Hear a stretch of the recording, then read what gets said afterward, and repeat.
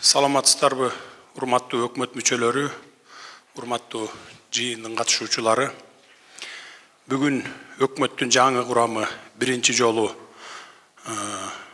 баарыбыз чогулуп олтурабыз. Өкмөттүн 3 мүчөсү алмашкан жок, калгандарынын баары өзгөрдү. Бири-бириңиздерди таанысыздар деп ойлойм. Тааныштыруунун кажети жок болуш керек. Күнүгө мага көптөгөн кишилер кирип жатат. Баары мен кыйынмын, иштегенге даярмын деп турушат.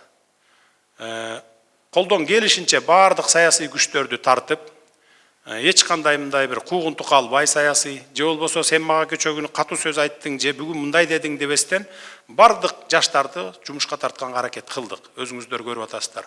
Эми анча-мынча кадрдык мүчүлүштөр кетип калып атат. Эми аныңар баарыңар эле түшүнүп турасыздар. Ар кандай саясий күчтөр суранат экен. Бул жерди биздин кишиге, биздин фракцияга бер дейт экен, же биздин топко бер дейт экен. Ал эми бул убактылуу гана көрүнүш. Кудай буюрса реформалар жүрсө, андан кийин бардыгын кайра конкурстун негизинде алып, 2,5-3 айдан кийин болобу бардыгы тазаланат деп мен толук ишендирип кете аламын. Баарыңыздарды өз ишиңиздерди сапат менен көрсөтүүгө чакырам. Эл баарыбызга ким кандай иштеп атат, заматта баасын берип коет. Азыр интернеттин заманы өзүңүздөр билесиздер. Бүгүн бюджетибизге жараша жашайлы, кыска убакыттын ичинде аткара турган иштерибиз туурасында ачык айкын сүйлөшүп алышыбыз керек. Мезгил ушундай, бир гана талап, бир күн да текке кетпесин.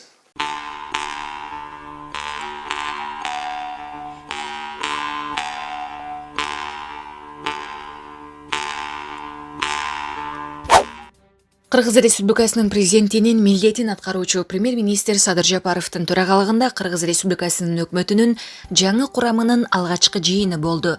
Бул тууралуу өкмөттүн басма сөз кызматы билдирди.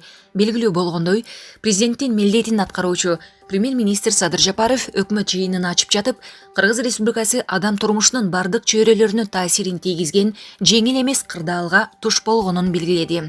Түзүлгөн кырдаал олуттуу чараларды кабыл алууну талап кылат. Буга байланыштуу макроэкономикалык туруктуулукту камсыз кылууга багытталган атайын программа иштеп чыгуу өтө зарыл. Биз чакан жана орто бизнести, инвесторлорду коргоону, бизнести туруктуу негизде жүргүзүүнү камсыз кылышыбыз керек, деди Садыр Жапаров. Конституциялык реформа жасап, башкаруу системасына өзгөртүү киргизгенден кийин коррупцияны жойбосок, азыр өтө татаал экен. Мындай пикирди президенттин милдетин аткаруучу премьер-министр Садыр Жапаров өкмөттүн жыйынында билдирди. Коррупция менен күрөшүү өтө татаал болуп жатат. Чырмалышып калган экен. Муну конституциялык реформа жасап, башкаруу системасына өзгөртүү киргизгенден кийин гана жое албасак, азыр жоюу өтө татаал экен. Бирок колдон келген аракетибизди кылып жатабыз. Бүттүйүнө пайда тапкан бажыдан бизге эмнеге киреше кирбейт. Жол курууга ири насыялар алынган. Эмнеге жолдорубуз жаман. Дүйнөдө наркобарондор бар, а бизде энергобарондор болуп жатат, деген ал. Президенттин милдетин аткаруучу премьер-министр Садыр Жапаров буга чейин элди тоногон коррупционерлерге кайрылып, мамлекетке келтирген чыгымды кайтарууга 30 күн убакыт берген. Булак репортер Кейжи.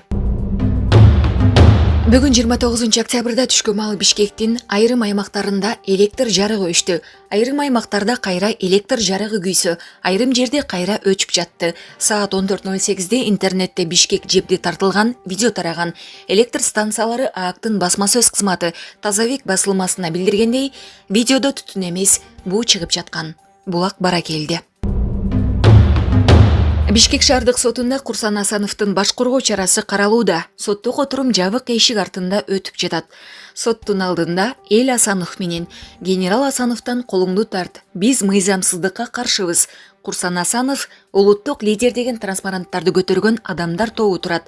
Чогулгандар генералды колдоо үчүн өлкөнүн алыскы аймактарынан келишкенин айтышты. Буга чейин 12 октябрда 1 май райондук соту Курсан Асановдун баш коргоо чарасын карап, аны 10 декабрга чейин камакта калтырган.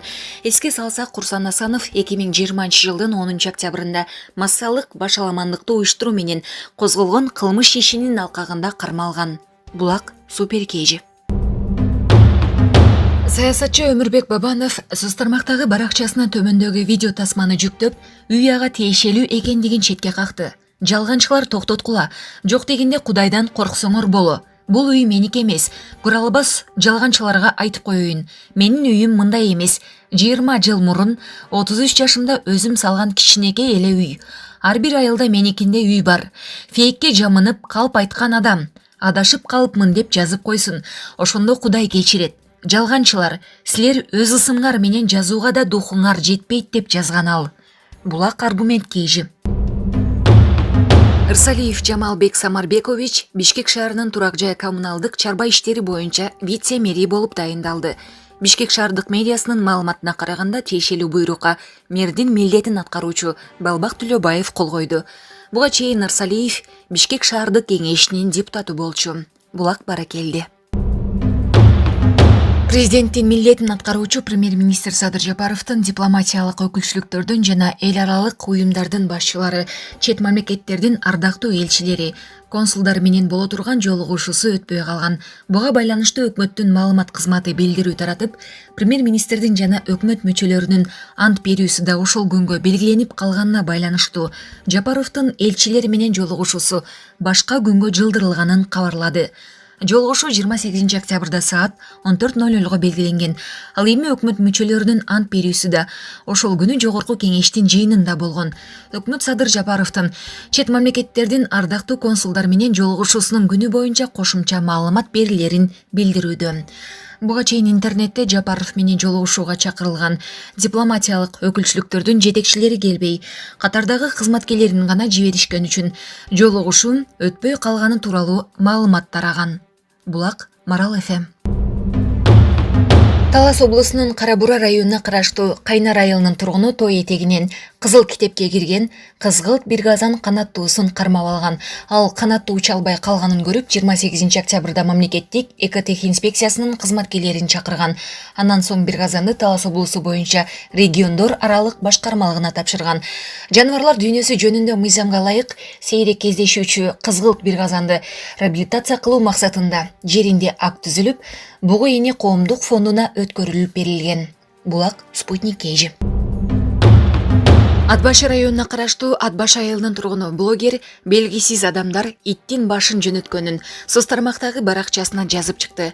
Иттин башы салынган куту ага Бишкек шаарынан жөнөтүлгөн. Нарын облустук Ички иштер башкармалыгынын басма сөз кызматынын маалыматына караганда, милицияга 27 октябрь күнү арыз жазган. Ал иттин башын алынганын айтып, аны жөнөткөн адамдарга тиешелүү чара көрүп берүүнү суранган. Бирок куту Бишкек шаарынан жиберилгендиктен арыз 28 октябрь күнү Ленин райондук ички иштер башкармалыгына өткөрүлүп берилген. Булак Турмуш Кейжи. Билим берүү жана Илим министрлиги экинчи чейректен тарта мектептерди кадимки режимде ачууну сунуштаганын министр Алмазбек Бейшеналиев өкмөттүн жыйынында билдирди. Ал ведомствонун мындай сунушу республикалык штабка жана саламаттык сактоо министрлигине жиберилгенин белгиледи. Ал эми окуучуларга ысык тамак берүүдөн үнөмдөлгөн акчаны дезинфекциялык каражаттарды алууга жана санитардык нормаларды уюштурууга берүү өтүнүчү менен финансы министрлигине кат жиберилгенин айтты. Аны менен катар вице-премьер Эльвира Сурабалдиева ысык тамактан үнөмдөлгөн каражаттын суммасы 180 миллион сом экенин билдирди. Белгилей кетсек, быйыл март айында коронавирустун кооптуулугунан улам мектептер жабылып, окуучулар үйдөн окугандыктан ысык тамак берилген эмес. Булак Спутник Кейжи.